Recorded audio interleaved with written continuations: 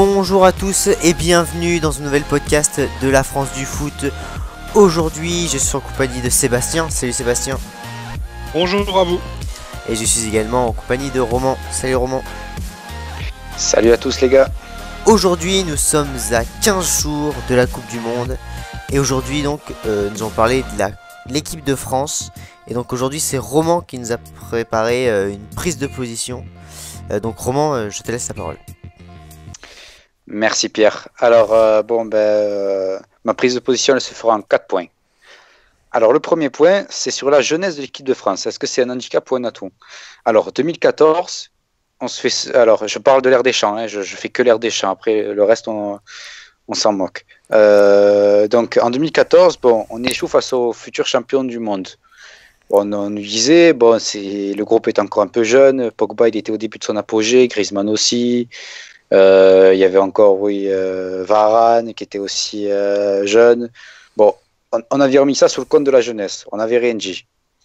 2016, le groupe, je dis pas la moyenne d'âge de l'Euro 2016, je ne me rappelle plus, mais le groupe était majoritairement jeune et on s'était dit que on avait vibré pendant l'Euro, on avait échoué en finale, mais ils ont aussi mis ça un peu aussi sous le compte de la jeunesse. Maintenant, moi, quand je vois que le groupe de l'équipe de France est majoritairement jeune, il y a Kylian Mbappé qui a 19 ans, Dembélé qui en a 20 je crois, Lemar, je ne sais pas quel âge il a, mais il a moins de 25 ans, ça c'est sûr. Majoritairement, le groupe il est jeune.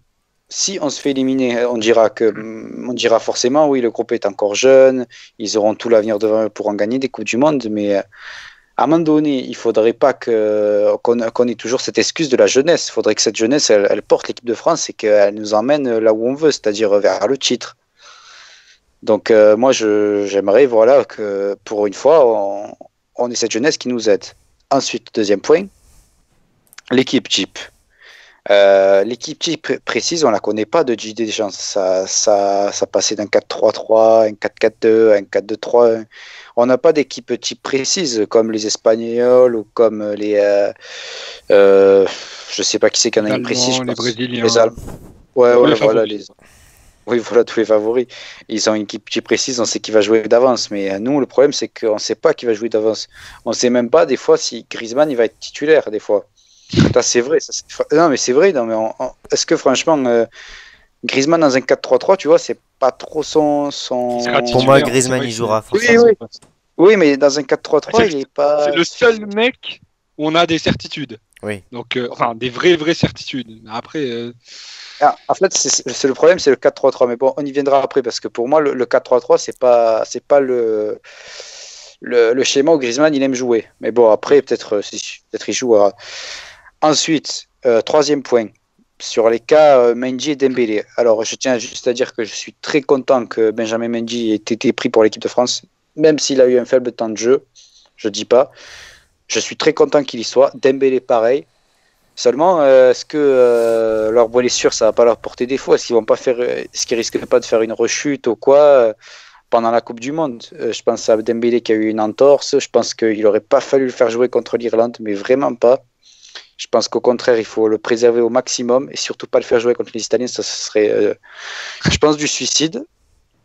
Et pour Mendy, j'espère juste que, qu'il sera remis en jambe, qu'il va vite se remettre en jambe. D'ailleurs, vu le match avec la performance qu'il a eu contre l'Irlande, je pense qu'il s'est parfaitement remis en jambe et je pense même qu'il peut prétendre à être titulaire tout au long de la compétition. Je l'espère pour lui. Ensuite, dernier point. Le cas Rabiot. Et moi, je vais vous faire un comparatif avec Rabiot. C'est qui? Oui. Adrien. C'est un petit joueur, je crois qu'il joue au Paris Saint-Germain. Ouais. Chouineuse. Bref, allez. C'est ça. Moi, je pense à un mec comme, je ne sais pas si vous connaissez, un certain Abdoulaye Doucouré qui joue à Watford. Un Français. Oui. Oui, je connais. Le mec a joué tous les matchs avec Watford cette saison. Il a joué 90 minutes chaque match et il a joué 37 sur les 38 matchs avec Watford. Le mec n'est pas pris en bleu ni dans les suppléants. Le mec, il se dit, je suis jeune et tout, j'ai encore l'avenir devant moi, je peux encore prétendre à une sélection en équipe de France. Et d'ailleurs, il est très performant, je tiens à le souligner, ce mec. Il voit ça. Qu'est-ce qu'il doit se dire, lui? il voit un mec comme Rabiot rouspéter pour une place de suppléant. Mais qu'est-ce qu'il doit se dire, lui, au fond de son siège, en regardant la télé, en espérant lui être dans les suppléants au moins?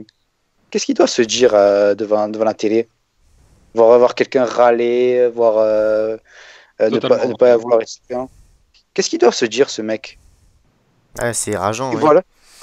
Ouais, voilà, c'est rageant. De voir qu'on se C'est fait rageant prendre la parce place par des capricieux. Non, c'est que pathétique. Hein. je sais pas contre Deschamps, hein, ce que je dis. Je dis pas qu'il aurait pas dû prendre un bio ou quoi que ce soit. C'est juste, voilà, c'est juste Il un l'a pas pris, comparatif. d'ailleurs.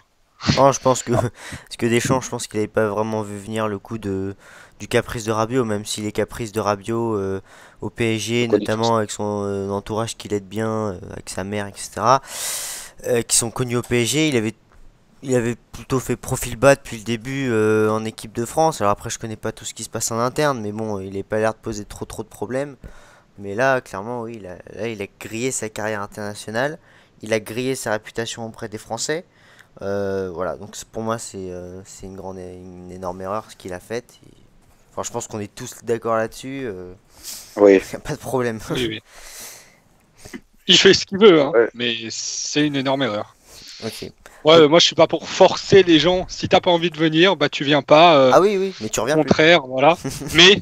mais tu reviens plus. Voilà. C'est ça. Après qu'ils viennent pas Voilà, chouiner. c'est ça. De toute façon, Deschamps il est parti pour rester longtemps. Encore. Sauf quand Zidane voudra venir. Mais sinon, sous Deschamps, il viendra plus, hein, Rabiot. Ah non, c'est sûr. Mm.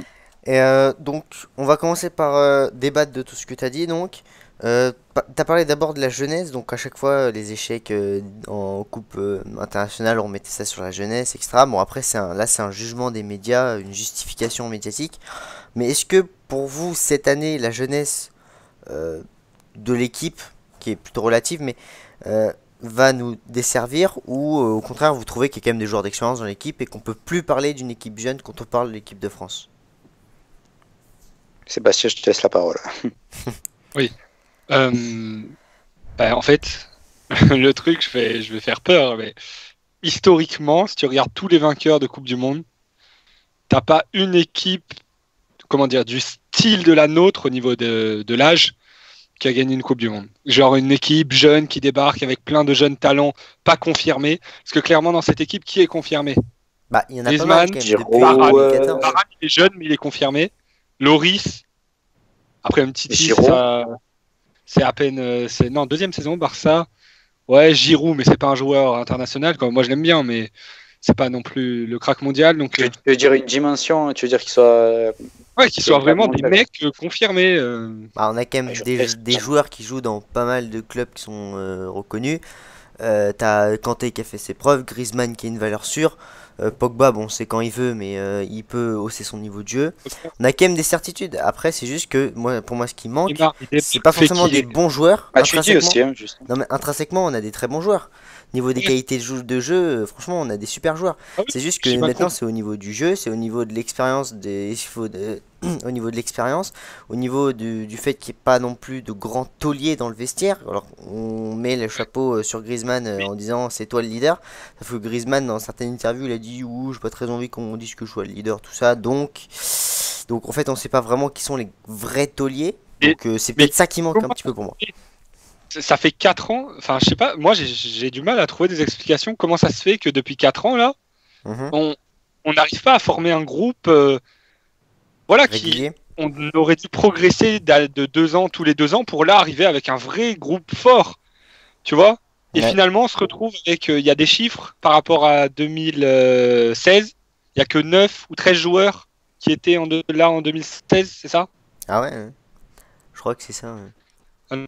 L'Euro, 13 joueurs, je crois. Oh, regardez les Espagnols, les Allemands, qu'est-ce qu'ils font? Bon, le Brésil, ils ont dû se reconstruire, mais regardez, Oui, on a moins de continuité. moi, j'arrive pas à donner moins de régularité dans l'effectif. j'arrive pas à être dans la continuité. Donc voilà, bah, là du coup on a refait un peu le deuxième point de roman là sur donc les équipes types. Donc maintenant on va reparler de Mendy et Dembélé donc qui reviennent de blessures. Donc je vais d'abord donner mon avis. Bon, Mendy, on était obligé de le rappeler parce que clairement à ce poste-là en France c'est le désert complet. Je trouve que contre l'Irlande il a pas été mauvais. Je trouve que Sidibé non plus, bon j'extrapole un peu, mais Sidibé non plus n'a pas été mauvais. Donc je trouve que les latéraux ont été rassurants. Pour Dembélé, je sais pas s'il est appelé à être titulaire. pense qu'il... Enfin, ça dépend voilà, de son Ce état serait de forme. bien. Ça pourrait être bien. Donc, je sais pas, Sébastien, ce que t'en pensais de ces joueurs À qui la place reviennent de de qui? blessure. Parce que Sidibé Non, aussi, je crois deux qu'il trucs. revient de blessure. Deux trucs. Moi, Mendy, alors là, ça va pas plaire à Roman ce que je veux dire, parce que je sais ton affection pour le petit Mendy, mais moi, tu vois, je partirais avec Hernandez, titulaire. Même si Mendy se revient, moi, je partirais avec Hernandez, titulaire. Je trouve que finale de Ligue Europa, bon, il a joué toute la saison. Je pense qu'il y a plus de certitude autour d'Hernandez. Après, si on fait vite fait la compo, bon, Varane Umtiti, c'est bon, c'est fait. Après, à droite, ça sera Sidibé.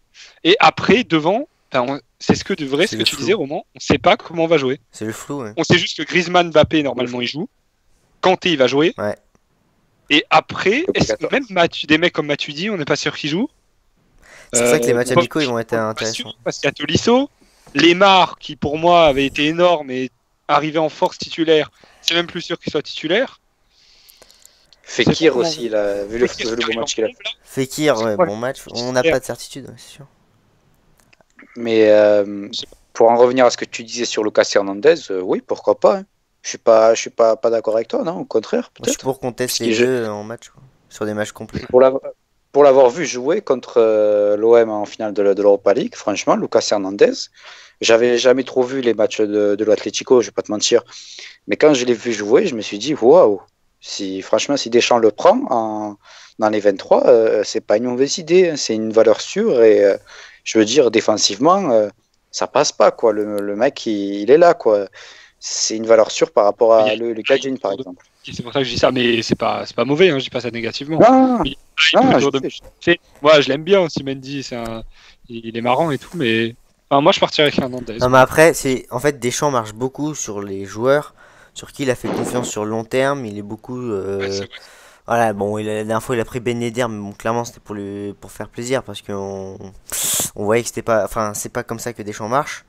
Donc c'est pour ça que je pense que Mendy, dans la hiérarchie, il est devant Hernandez aussi pour la longévité du fait qu'il soit depuis plus longtemps en équipe de France et que Deschamps a peut-être plus de certitude.